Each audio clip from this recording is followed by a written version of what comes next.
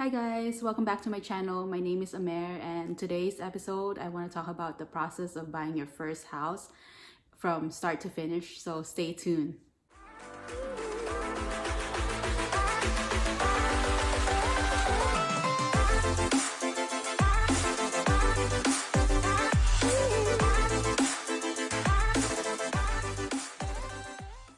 So buying a house can be overwhelming and very complicated process, especially if it's your first home purchase. So the more you know, the better the process will be and the smoother it will go.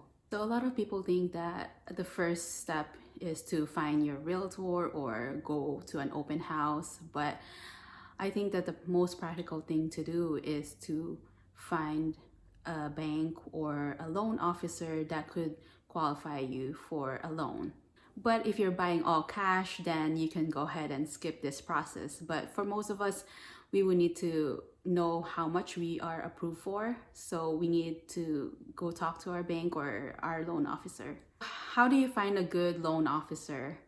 I would suggest to talk to your family, ask your coworkers, your relatives, ask who they've used in the past, and search for their names online and see if they have good reviews. So once you found your preferred loan officer, then your loan officer will ask for your current income, your assets, your credit history, any liabilities you have, any loans.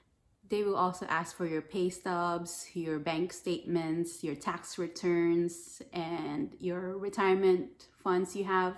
Once you gathered all your documents needed, then your loan officer will help match you with a loan that works best for you. Keep in mind that the higher your credit score is and the more money you can put down, the better your loan term would be.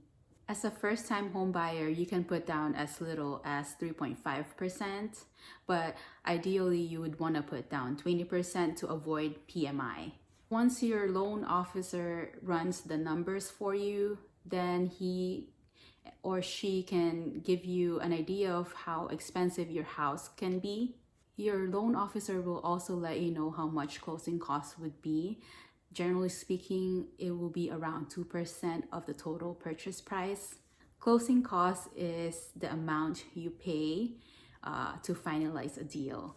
Even if you're not quite ready yet to purchase a house, it doesn't hurt to reach out to a loan officer.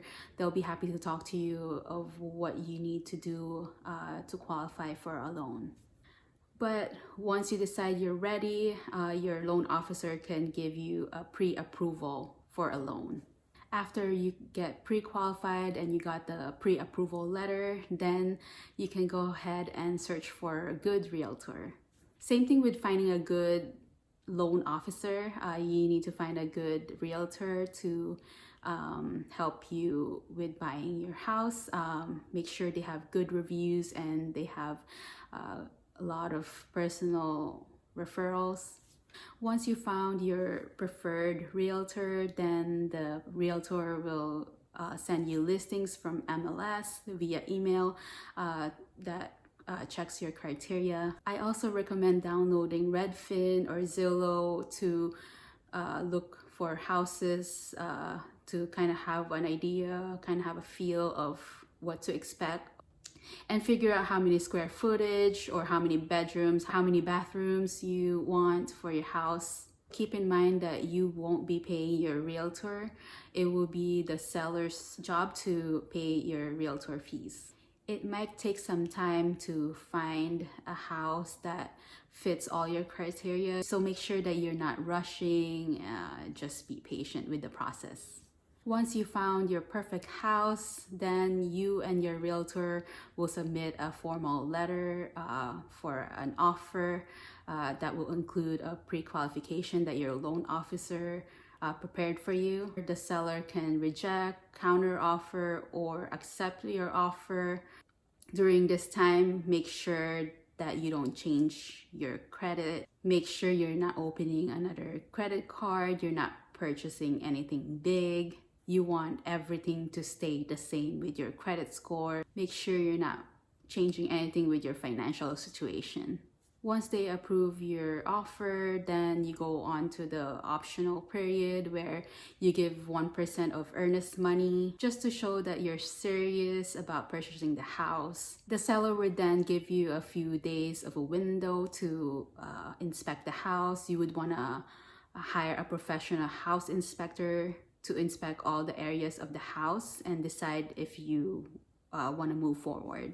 Your professional house inspector will let you know any major issues around the house, any leakage around the house. If you find anything major, then you can go ahead and negotiate with the seller and adjust your offer accordingly.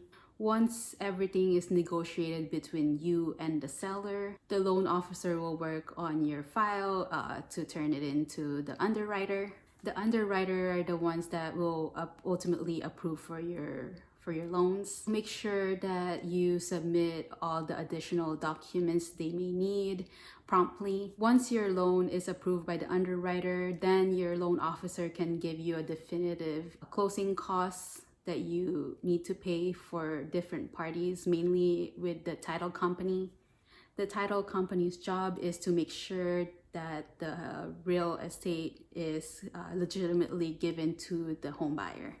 Once all that is verified, then you're gonna have to personally sign a big stack of papers for your loans. A notary loan signing agent, like I am, will then go to your house and bring all the documents you need to sign. And the mortgage company will verify and double check everything, that everything is signed and everything is legit. Once they finish verifying that, then congratulations, you own a home. So buying your first house can be a long process and can be complicated. So make sure that you recruit the best team, and also you need to make sure that you have enough savings, including moving costs, all the appliances that you need, restocking your pantry. So that's it, guys. I hope that you guys learned something from this video. If you have any questions, let me know. Feel free to comment below. Don't forget to like and subscribe. Thank you.